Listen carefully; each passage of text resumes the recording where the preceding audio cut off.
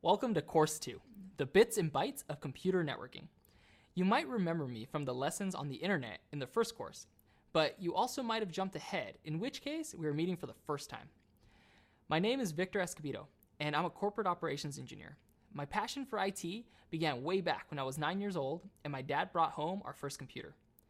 He was a mechanical engineer and started using the computer to help him with his CAD work.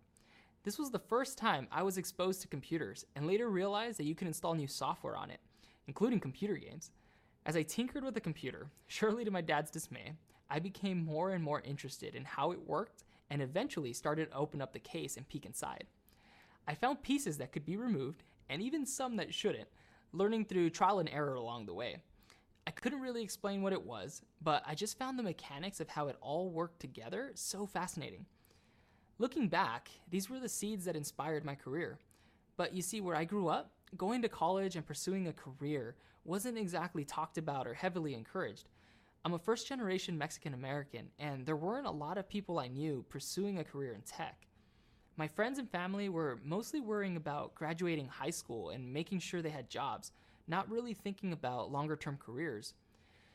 My school didn't have the resources to offer many technical classes, and even though my father was working in mechanical engineering, computers were a tool to him, like a mill, ruler, or hammer. My parents encouraged me to work hard and pursue computers, but they couldn't really give me advice about college or a career in tech.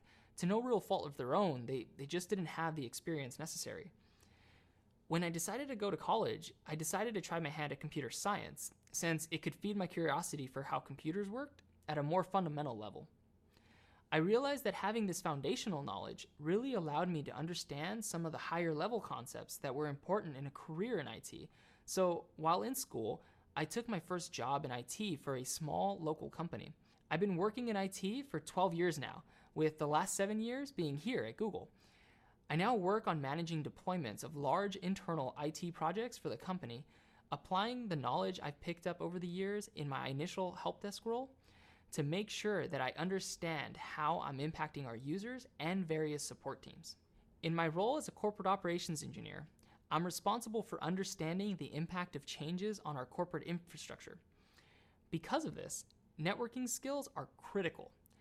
I need to understand not just how applications work on a single system, but how they interact with all other systems in the company and even externally. So now that you know a bit about me, let's dig into the bits and bytes of networking. Computers communicate with each other a lot like how humans do. Take verbal communication as an example.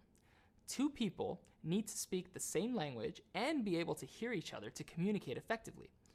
If there are loud noises, one person might have to ask the other person to repeat themselves. If one person only somewhat understands an idea being explained to them, that person might ask for clarification. One person might address only one other person, or they may be speaking to a group.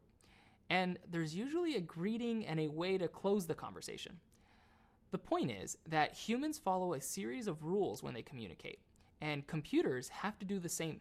This defined set of standards that computers must follow in order to communicate properly is called a protocol. Computer networking is the name we've given to the full scope of how computers communicate with each other. Networking involves ensuring that computers can hear each other, that they speak protocols other computers can understand, and that they repeat messages not fully delivered, just like how humans communicate. There are lots of models used to describe the different layers at play with computer networking, but for this course, we've selected the TCP/IP 5-layer model.